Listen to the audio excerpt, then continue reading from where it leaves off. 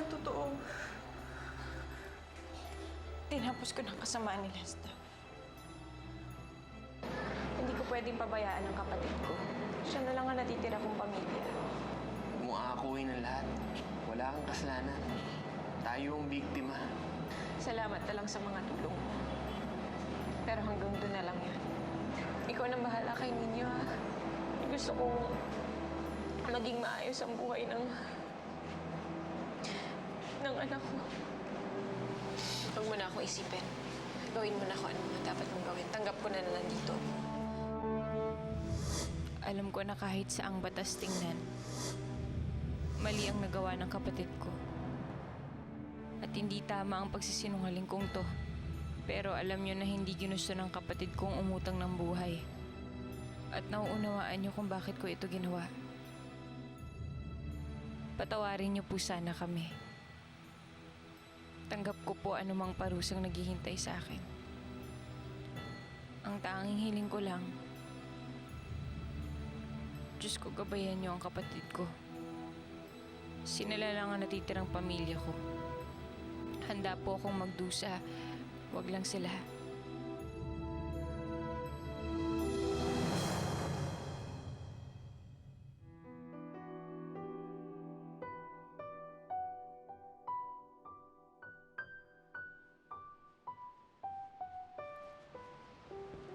Gwyneth? Gwyneth?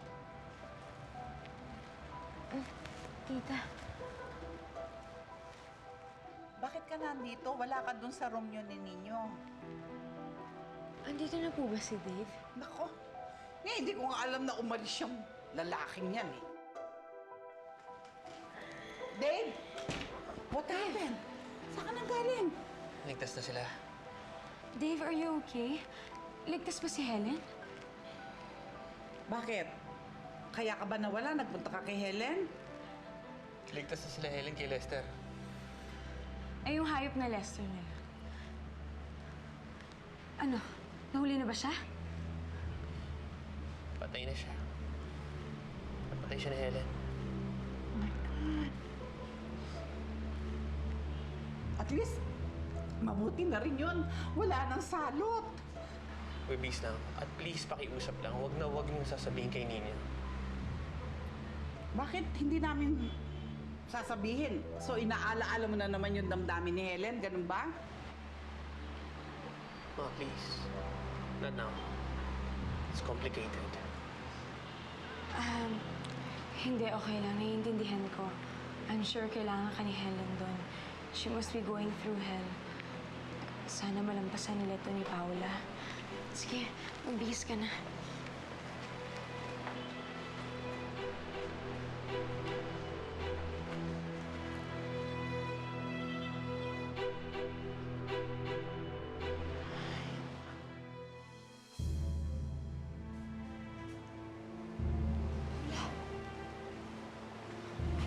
Ano ba sinabi ko sa'yo? Magpahinga ka? Ate, hindi naman namin matitiis. Nandito ka eh. Helen, si Attorney Corpus. Sabi niya malakas ang laban ng kaso mo. At hindi siya titigil hanggat di tayo nakakuha ng piyansa. Lalo-lalo na hanggat di ka nakakalabas.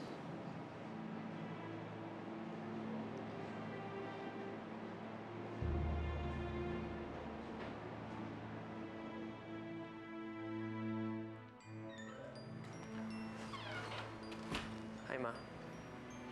Dave, Ma, please, huwag muna ngayon. I'm tired. I know. I can see. Anak, hindi lang ikaw ang napapagod. Kami rin. Hindi lang pagod, nasasaktan din kami. Sa lahat ng mga ginagawa mo, sa lahat ng mga ikinikilos mo, masakit para sa amin. Ma, wala akong maalalang kasalanan. Wala akong nagagawang masama sa kanya. Kung meron man, hindi ko alam. Dave, hindi ka na bata. Isa ka ng ama. At lahat ng ginagawa mo, apektado ang mag-ina mo. Ma, kailangan ni Helen ng tulong ko. Anong gusto mong gawin ko? Talikuran? Kailangan nila ako ngayon. Ikaw, Dave, alam ko na kailangan ka ng mag-ina mo. At hindi ko sinasabi sa'yo na wag mo siyang tulungan. Pero anak, wag mo iisang tabi ang pangangailangan at pagtulong mo, pagpapakita ng pagmamahal mo sa mag-ina mo. Naririto ang babae na talagang she's trying her best na ipakita, magbago kung gaano niya kamahal ang lalaking iniibig niya, anak. Sa buhay natin, kailangan din, Dave. Minsan mamimili tayo, maminimbang tayo kung ano ang tama, anak, yun ang gawin mo.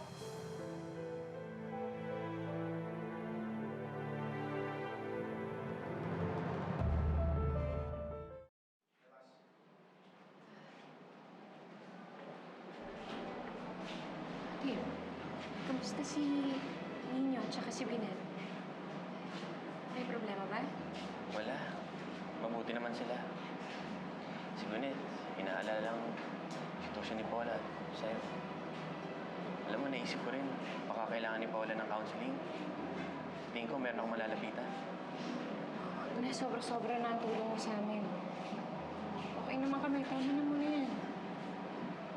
Hindi naman ako nagbibilang o nagre-reklamo.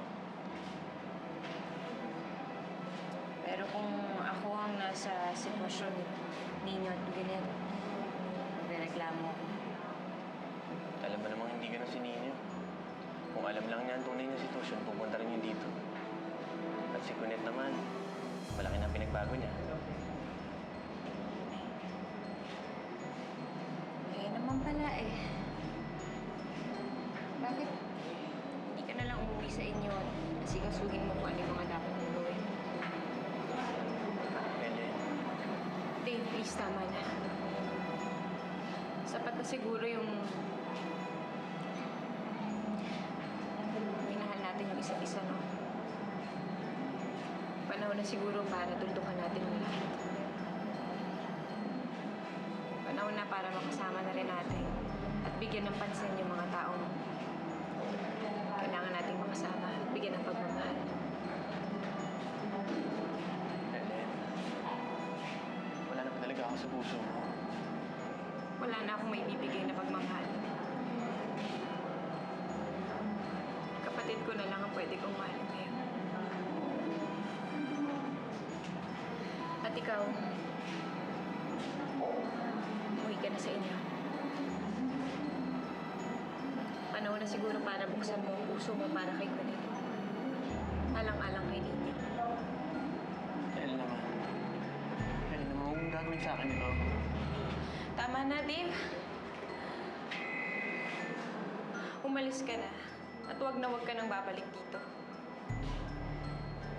Kung gusto mo talaga akong tulungan, bigyan mo ako ng katahimikan. At kung talagang minahal mo ko, sundin mo na lang yung hiling ko sa'yo. Naalagaan si Nino at ibigay sa kanya yung pamilyang hindi natin naranasan.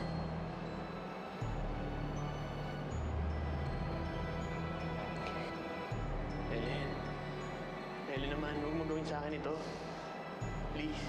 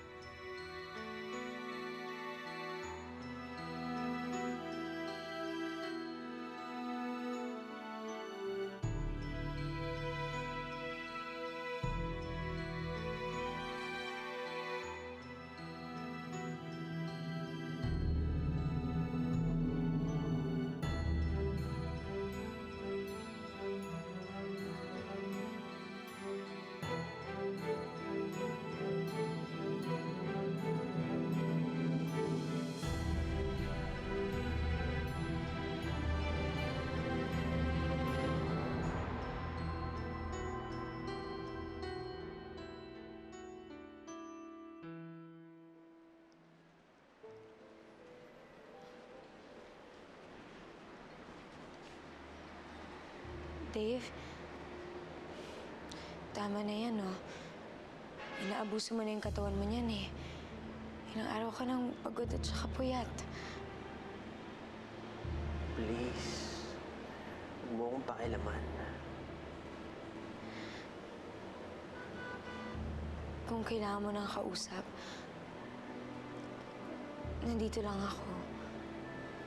Kahit patungkol to kay Helen, I'm willing to listen. And then what? Wala naman akong hinihintay na kapalit eh. Gusto ko lang malaman mo na nandito ako. Hindi ko kasi matiis na makita kang ganyan. Gwyneth, nakainom ako ngayon. Lasing ako. Kaya mabuti pa, could you just please leave? At kung ano pa masabi ko, ayoko nang masaktan pa ang damdamin mo. Eh, hindi mo naman kailangan magsalita para masaktan ako eh. Alam ko naman na wala ako sa puso mo. At tanggap ko yun. Pero huwag kang mag-alala. Hindi ko naman pagsisiksikan yung sarili ko sa'yo eh. Sana huwag mo lang alisin sa akin yung karapatan na ipakita sa'yo yung totoong nararamdaman ko. Sana huwag mong ipagkait sa akin na mahalin ka.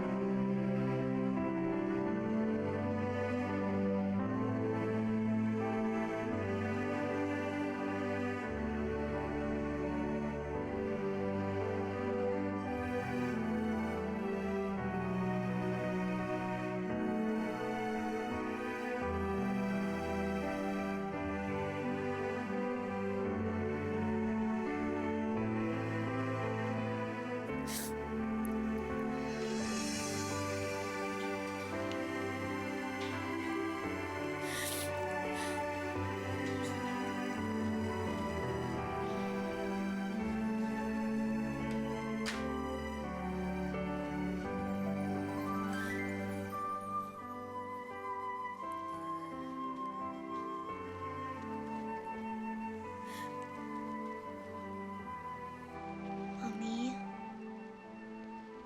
huwag niyo na po isikreto yan. Nakita ko na po ang lahat na pinaiyak kayo ni Daddy.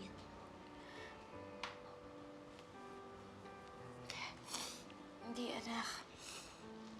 Hindi ako pinaiyak ng daddy mo. Lasing lang siya. Pero, totoo niyan, okay lang kami. Okay. May okay po bang umiiyak? Mami, alam niyo po, love ko po si Daddy. Love ko rin po kayo. Alam niyo po, nalulungkot po ako pag nakikita ko po kayong hindi masaya. Sorry, anak. Hindi po, Mami. Ako dapat ang mag-sorry. Alam ko naman po na pinipilit niyo magkasama para lang po mapasaya ako. Gusto ko lang naman po mabuo ang pamilya natin eh.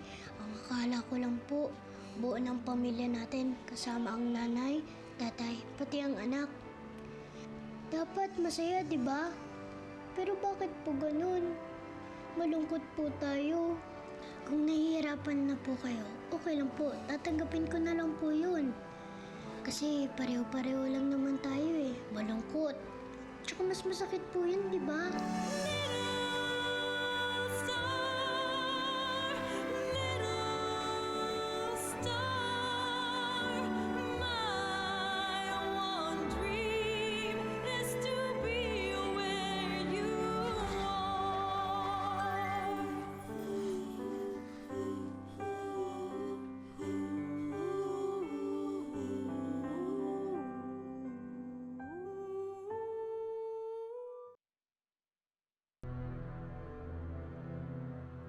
Dave! Dave! Ano ba? Piko na ako, ha? Yung mag-iina mo nandun, nag-iiyakan. Ayokong nakakapagod ng pangangaral sa'yo. Pero ipinapakita mo sa akin na ikaw ay may sarili ng pamumuhay at kaya mo. Ako, anak, sana naman maisip mo man lang yung nangyari sa akin nung araw. Yung mga pagkakamali ko, gusto ko mambalikan at ituwid, hindi na mangyayari dahil nandito na ako sa edad na to. At yun ang ayokong mangyari sa'yo. Kaya, bigyan mo ng pansin. Bigyan mo ng pansin yung hinaharap mo. Pwede ba? Bigyan mo ng priority.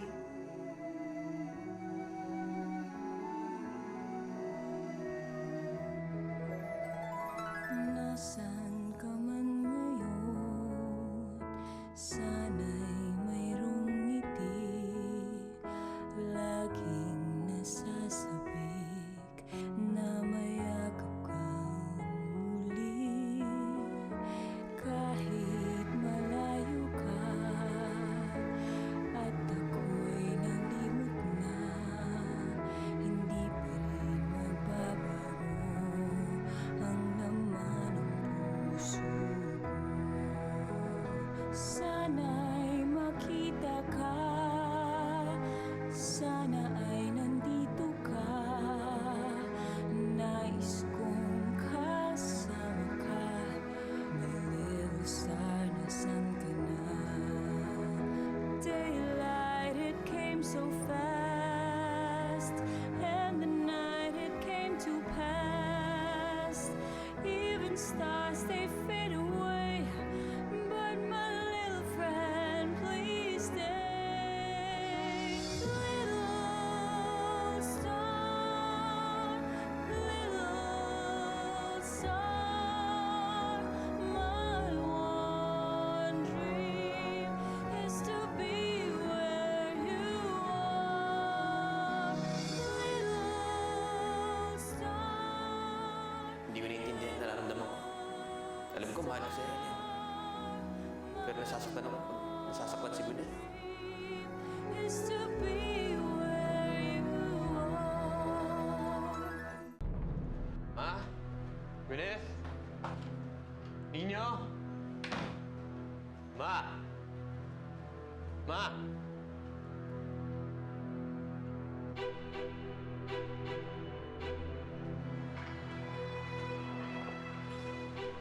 Ma? Saan kayo pupunta? Aalis. Ma, huwag niyo naman sama si Gwyneth. Makakabuti to para sa ating lahat. We're giving you the space you need. Para hindi na kami masaktang mag-ina. Ma, you can't do this to me. I'm not doing this to you. I'm doing this for you. Para pag umalis na kami, magkakaroon ka na ng peace of mind.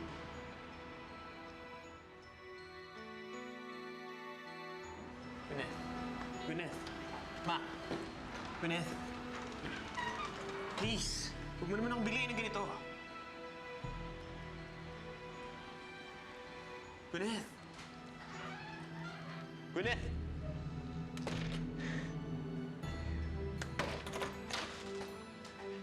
Gwyneth!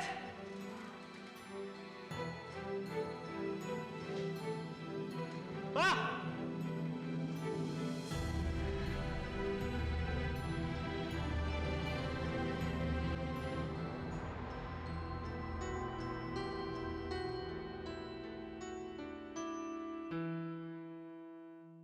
Isa ka ng ama at lahat ng ginagawa mo, apektado ang mag-ina mo. Gwyneth, I'm sorry. Patawarin mo ako. Ngayon ko lang na-realize na mahal pala kita. Will you marry me? Bakit nakukuha ko lahat ng gusto ko? Habang ikaw nandito, nakakulong. I don't deserve to be happy. Alam mo kung anong gusto ko. Gusto kong maging masaya si Ninyo. Gusto kong matupad ang mga pangarap niya, na mabuo ang pamilya niya. At kung mangyayari man yun kahit nasan pa ako, hindi mawawala ang kasiyahang nararamdaman ko para kay Ninyo.